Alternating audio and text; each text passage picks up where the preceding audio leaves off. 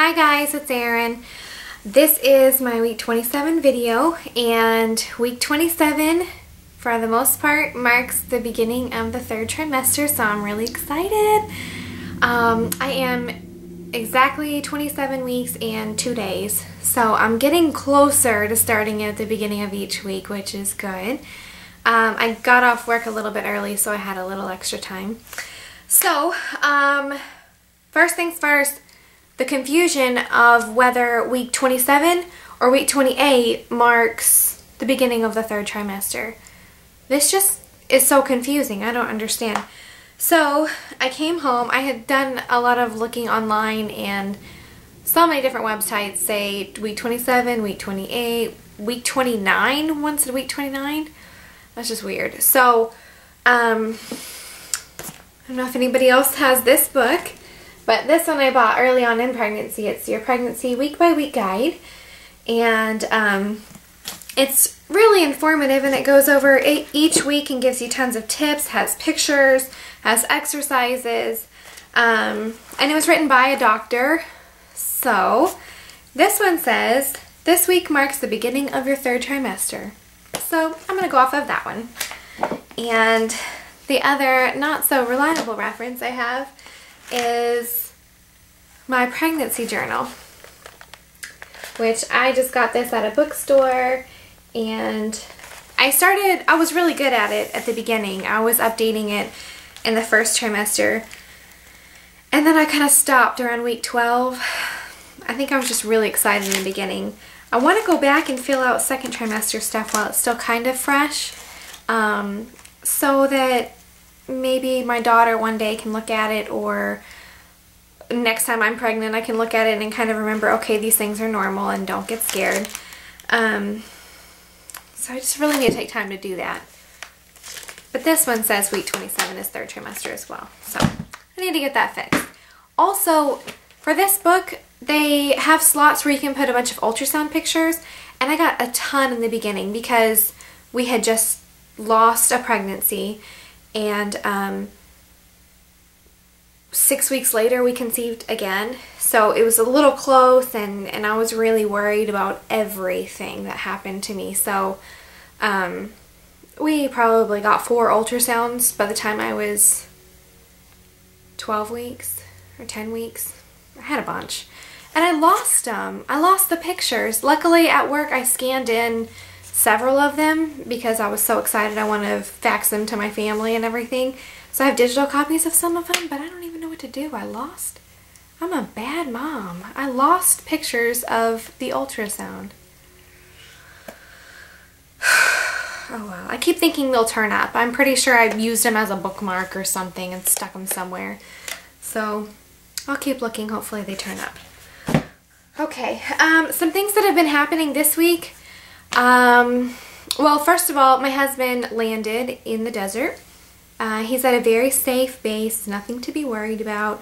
I still have not heard his voice. He hasn't been able to call yet. It's been 2 days or 3 days since I know he touched down and landed. But I did get an email from him, and he said he's fine. He just, I guess his room is far away from the phones, and there's always a line, so he'll try this weekend, I guess. Anyway, so on several of my other videos I've said that I have Braxton Hicks contractions, and I'm still convinced that that is what they have been, but more recently it's been more uncomfortable. I would actually maybe even say slightly painful. I know all the other times I've said that it's not uncomfortable. They're just really minor, and anyway, so lately they have been very uncomfortable and slightly painful, and it's really around the lower part of my stomach, and they range between sharp and dull. If I move too quickly they become sharp, which makes me think it might be round ligament pain. I don't know. Sometimes if I'm just walking a lot. I went to the mall earlier this week, and I had to sit down in Dillard's. I was on a chair, but you know, I couldn't stand anymore, and doing a lot of walking kind of concerns me because I should be able to be more active, but maybe it's because I haven't been to this point. I don't really know what the pains are. And so I went to Motherhood Maternity, and somebody had suggested that maybe it was the weight of the belly, since my belly's sticking out pretty far already, that the weight of it is actually causing the pain on the lower side of my stomach. So they suggested that I get a maternity belt, and that's what I did. I went, we only have one maternity store around here in Louisiana. It's kind of crazy. But I got this from Motherhood Maternity. It's just a regular, it's not even very thick. You would think it would be more like a, I don't know, you think it would like envelop the belly a little bit more to hold it up, but this is all it is. And this is the actual belt. I'll show you guys how to put this on, or how I put it on whenever I show you the belly, because I don't want to have to get up twice. But I got it yesterday, and it does seem to help today. I wore it a lot. Juliana does not like it. I don't think she likes it at all. I put it on in the store just to see how it felt, and within 5 seconds she was kicking at it all around where I had the belt on. So I don't think she's a fan, but or maybe it's just something new, a lot of pressure down there. And you can adjust the tightness, but I'll show you that in a little bit. Another thing while I got there was this Burt's Bees Mama Bee. It's just an oil. It's with vitamin E, I guess, that I can use for my belly. I've been looking for something else that I can use to prevent stretch marks. I would really love guidance if you guys have any better ideas, or if you have something that just worked miracles. I was using this right here, the tummy butter that pretty much everyone uses, but my stomach was getting really, really itchy for a long time, and probably 2-3 weeks before I realized it's this, and I stopped using it and it stopped itching. So I switched to a Vaseline lotion that I've been using, but I kind of want to use something at night too, like an extra something, an extra oil. So I'm going to try to use this and see how it goes. If you guys have used this too, let me know and see if you guys liked it. Also, I started having some feet swelling. I was at work, and I just recently, probably 3 weeks ago, I bought some naturalizers. Just a type of shoe that's a little bit more comfortable. They're black leather. They almost look like a, I guess would be a Mary Jane. They have a little strap over the top where the top of your foot would go. And in the middle of the day, I looked down at my feet, and between where the strap was on my foot and the shoe, there's a gap, and my foot had become like marshmallow-like in the middle of it. And then I pulled my pant leg up a little bit, and I could see that my ankle had swollen too. And it's nothing severe. I should have probably taken a picture. Whenever I took my shoe off, you could see the imprint of where my shoe was. But it wasn't standing up more than probably 1/4 of an inch, if. And it didn't really happen so much today, but I have a feeling that I'm going to be a sweller. So I went to Dillard's, and I went shoe shopping. So I found some pretty awesome shoes, and I bought them in black and brown because I liked them so much. But they are naturalizers, and they're not cute. They're not cute at all, but right now I'll take comfort over cuteness. So I was gonna go get some slip-on sneakers. My boss said that, you know, it's okay, I don't have to be professional all the time when I'm pregnant. You know, if I need to wear sneakers, I need to wear sneakers.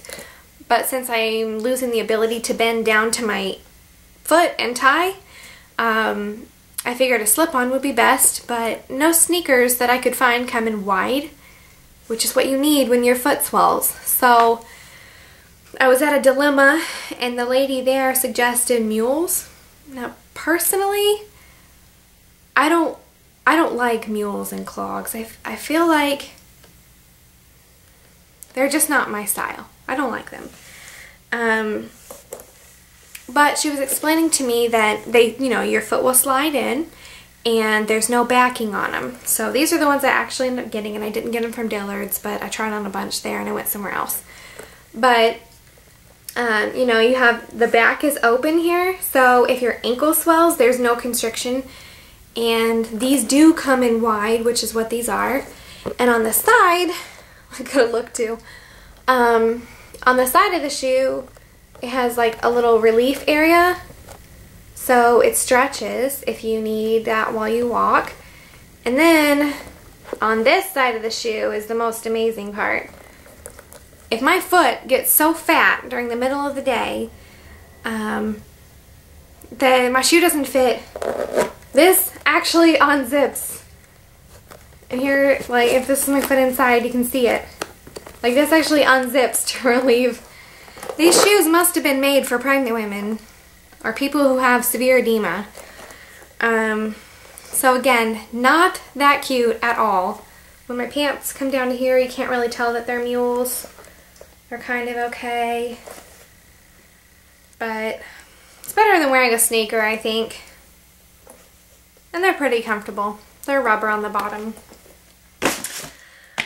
So I'll be wearing those clunkers for the next few months at least, and they're not too bad. They were on sale. And then the other thing I got from, wanting to say it was either Baby Depot or Target. I don't remember. I think it was Target. Or Target. This is the, what is it? A Baby Pro Smart Warmer. I really got it because of the way it looks. It's gray. I'll just take it out really quick.